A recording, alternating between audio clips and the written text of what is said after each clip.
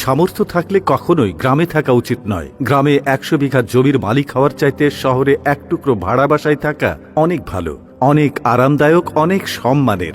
গ্রামে স্থায়ীভাবে বসবাস করাটাকে কোন সূচকে এগিয়ে রাখা যায়? আসলে এখানে বেশিরভাগ মানুষ এতটাই টক্সিক যে তারা নিজেদের ব্যক্তিগত জীবনের চাইতে আপনার জীবন নিয়ে বেশি চিন্তিত। আপনার চুল বড় কেন, অনার্সে পড়া সত্ত্বেও মেয়ের বিয়ে দেয় না কেন, ২৫ বছর বয়সে আপনি বেকার কেন, আপনার কোনো ব্যাচমেট বা আপনার সমবয়সী কেউ যদি বিদেশে গিয়ে লাখ লাখ টাকা কামায় তাহলে আপনি এখনো পড়াশোনা করছেন কেন? এসব আজগুবি বিষয় নিয়ে তাদের অনেক টেনশন। গ্রামের সব থেকে বোকা মানুষটাও শহরের মানুষকে এক হাটে ৩ বার বিক্রি করতে পারবে। সামান্য জমি জমা নিয়ে যে কূটনৈতিক খেলা চলে গ্রামের মুরব্বীদের মাথায়, তা আন্তর্জাতিক কূটনীতিকদের মাথায়ও খেলবে না। আপনি পুকুরে যত্ন সহকারে মাছ চাষ করবেন, একদিন ঘুম থেকে উঠে দেখবেন সব মাছ মরে ভেসে আছে। আপনি কিছু নতুন ফুল ফলের গাছ রোপণ করবেন, সকালে দেখবেন গাছের গোড়া থেকে ভেঙে রাখা হয়েছে। এমনকি আপনার বোনের কিংবা মেয়ের বিয়ে ঠিক করবেন, সহজ সরল কেউ একজন নিজে সিএনজি ভাড়া করে যে বরপক্ষের কাছে দুর্নাম করে বিয়ে ভেঙে দেবে। মাঝে মধ্যে তারা এমন কিছু বিষয় নিয়েও চিন্তিত হয় যেসব বিষয় নিয়ে আপনার ফ্যামিলি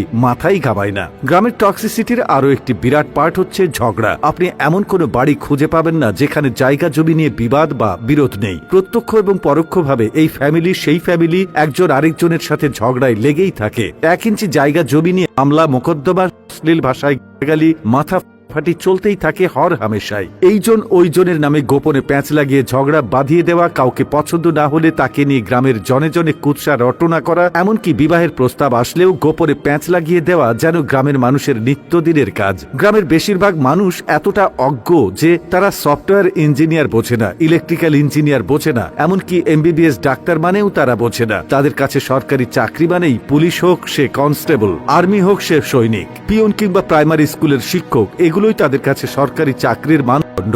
একজন নার্সকে তারা যেমন ভাবে ডাক্তার ভাবে, তেমনি ভাবেই একজন সরকারি মেডিকেল এমবিবিএস বা অন্যান্য ডাক্তারি ডিগ্রিধারীদেরকেও তারা একই রকম মনে করে। তাদের কাছে আপনি সরকারের কততম গ্রেডের চাকরি করেন তার চাইতে বেশি ইম্পর্ট্যান্ট আপনি প্রাইভেট জব করেন নাকি গভর্নমেন্ট। আপনি প্রাইমারি স্কুলের পিয়ন হলেও হয়তোবা তারা মেয়ে বিয়ে দিতে চাইবে, কিন্তু যদি শোনে আপনি প্রাইভেট কোম্পানির চাকরি করেন, সে চাকরি যতই ভালো হোক তারা আমতা আমতা করবেই। তাদের কাছে আপনার উচ্চশিক্ষা গ্রহণের চাইতে আপনার যে বন্ধু এসএসসি পরীক্ষার পরে সৈনিক, কনস্টেবল কিংবা বিদেশের লেবারে কাজ করতে গিয়েছে তাদের দাম অনেক বেশি। আর টক্সিসিটির সবচেয়ে বিরক্তিকর আরেকটা পার্ট হচ্ছে গ্রামের চায়ের দোকানগুলো। প্রতিটি চায়ের দোকানে চায়ের কাপের চুমুকেই উঠে দিয়ে, যেখানে কার বউয়ের বাচ্চা হচ্ছে না, কার বউ কার সাথে কথা বলেছে, কার ছেলে মেয়ের বিবাহ হচ্ছে না, সেসব থেকে শুরু করে রাজনীতি, অর্থনীতি, খেলাধুলা কোনোটারই গবেষণা বাকি থাকে না, যার অধিকাংশই আবার গুজব। গ্রামের মানুষ যে কি চিজ, পরনে লুঙ্গি আর আলাভোলা একখান হাসি দেখে কাউকে সহজ সরল ভাববেন না। তামান দুনিয়াটা মেলা ক্রিটিক্যাল